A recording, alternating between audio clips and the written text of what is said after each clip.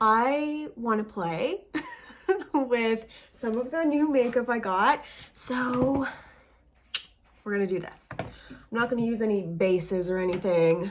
I am just gonna put down some of this. This is in my project pan, which is coming to an end very soon. So I'm just putting down this sheer shade. Can we just look at all the progress?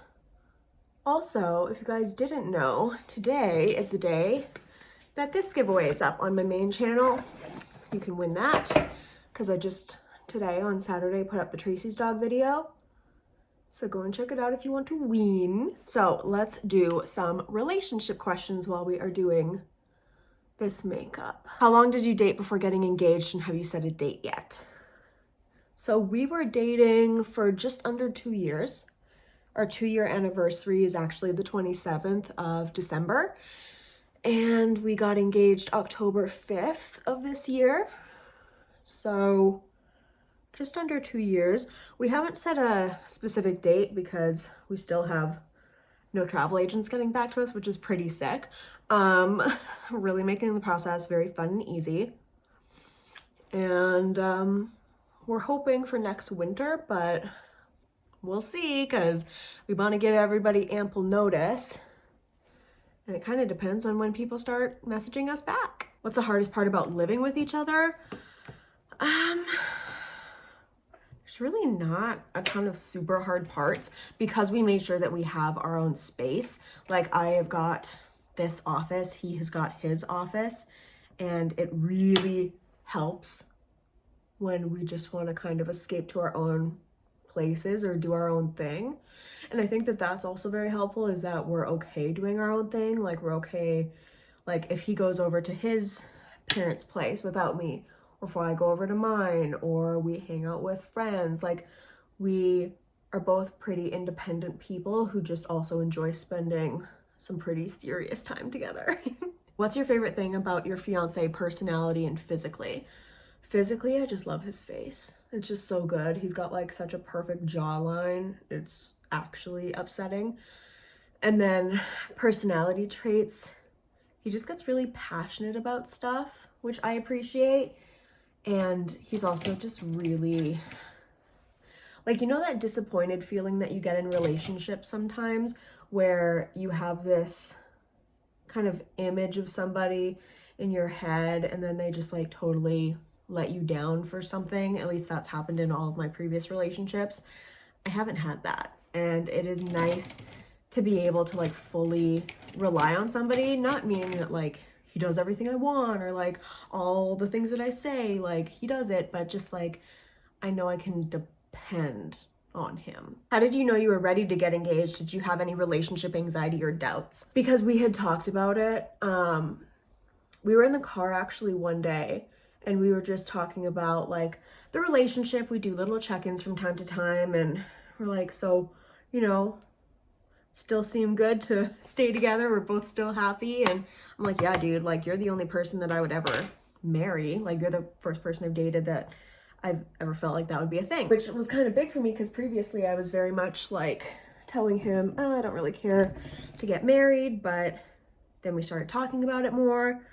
And then we went and looked at rings and then he did it. I think all of my relationship doubts were kind of before that, you know, where I was so used to always seeing these pretty clear red flags, and not always from my partner. Like when I was with my previous person, it just, the red flag was a lot of me just not being mentally ready for a relationship and needing to do some pretty serious work on getting a handle on my anxiety.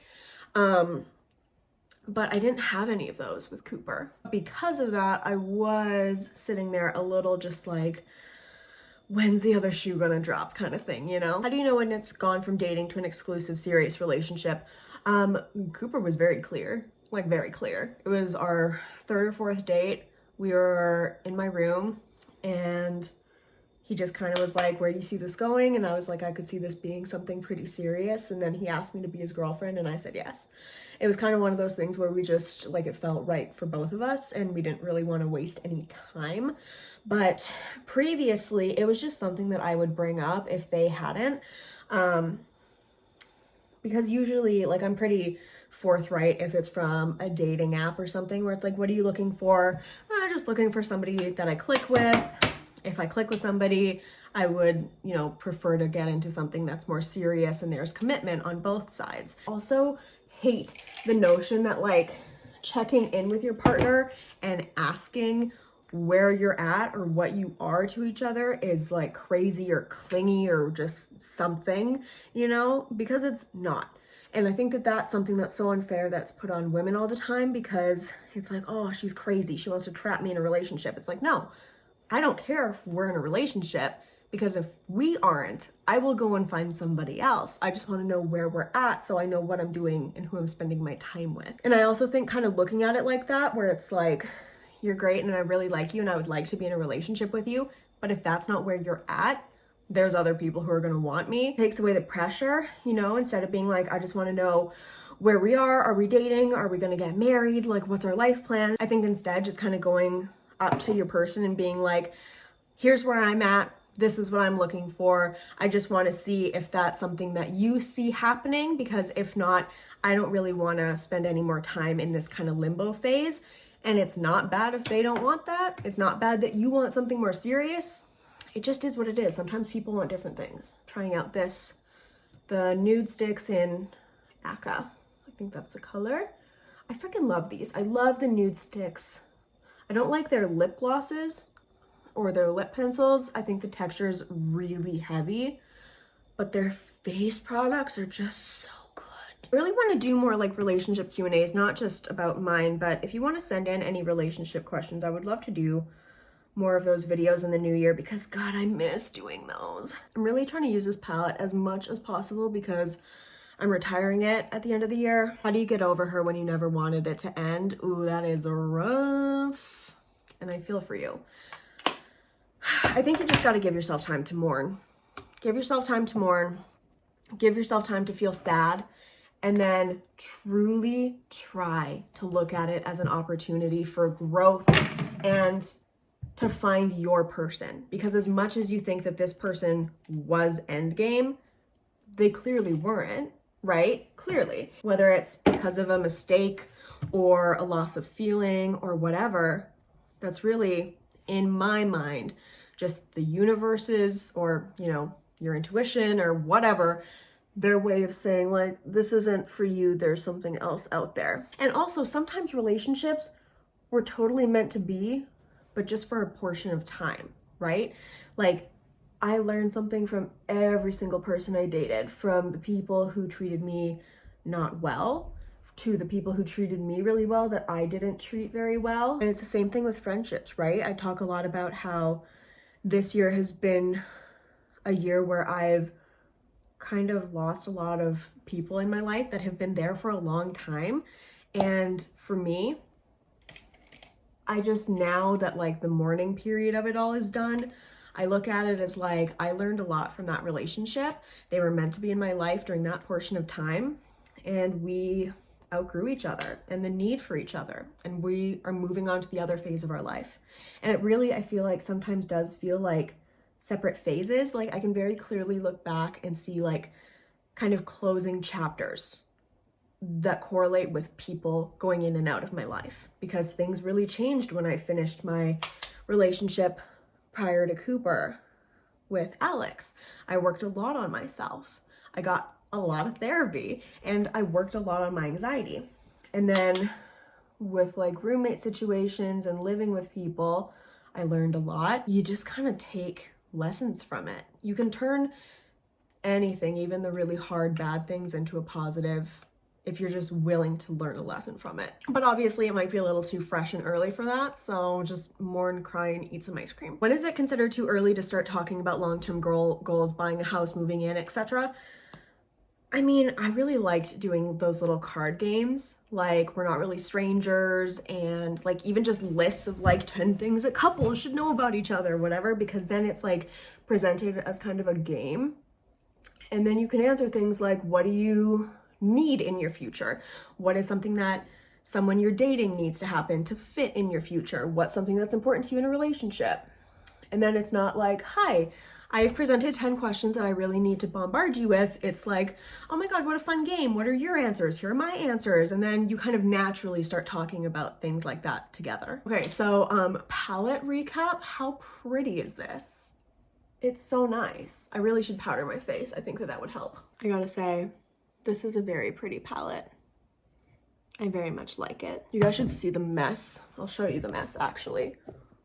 This is gross. After there's an argument or disagreement, how do you continue the day after that? Sometimes there's awkward silence and you just go on about the day, but once everyone's emotions are settled, when is the best time to bring it up again and work things out? Such a good question. So a lot of the times chat about it until somebody gets frustrated and needs a minute.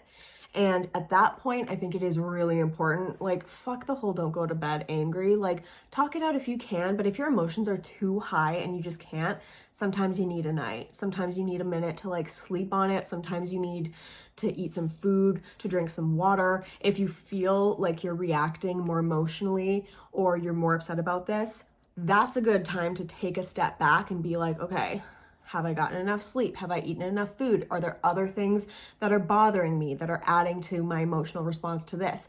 If so, like, take a minute, journal, eat some lunch, drink some water, and then come back when you're both in a good mindset. And I think also just kind of working at it from the perspective and towards the goal of, like, we are a team working towards making this team stronger. It's not about winning an argument. It's not about a loser. It is about finding the best solution so that we move forward happy. Advice for the first date and the first time for male and female. Let me know if you have specific questions on that, because I would really like to do kind of that as a video for January. And if you have any questions or like topics for other videos in January, because I'm starting to plan out my January videos and it would be helpful. Love the makeup, very excited, definitely taking an Instagram picture, and I'll see you guys in a minute. Hello, we are back. It is the next day. I'm trying to wear like lighter makeup, especially since Jade is coming over. We're doing gingerbread houses, and we've been cleaning the house all day. So I just kind of wanted to freshen up a little bit.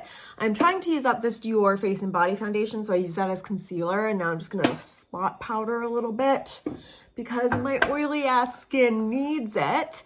And then, since she's probably like an hour-ish out, I think I'll probably end up washing my makeup brushes because I haven't done it in a minute, and you can tell they're getting a little nasty. There was a lot of trash in this house, and Cooper did a dump run and I did some house cleaning, and it looks much nicer in here and it smells much nicer in here. And may I just say that, oh, not that one, this perfume, the 7 Virtues Vanilla Woods, very sweet, but I am obsessed with it. If you want a warm vanilla with like nothing cutting it, no like spiciness or anything, this is it. It's so nice. I just use, honestly, any sort of Bath and Body Works soap.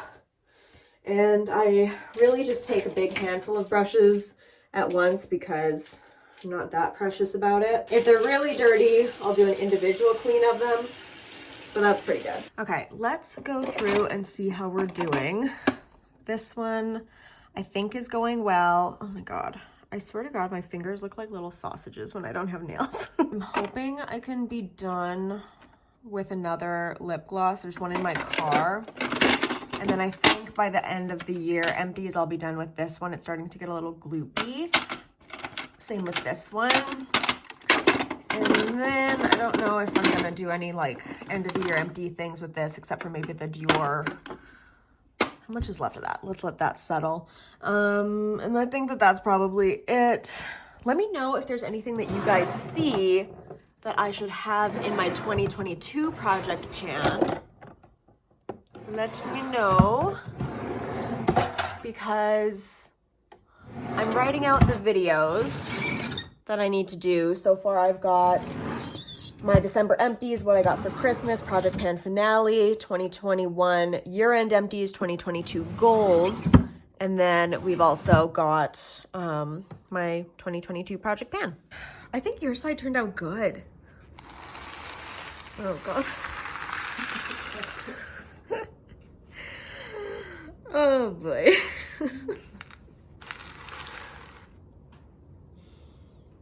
The effort was there though.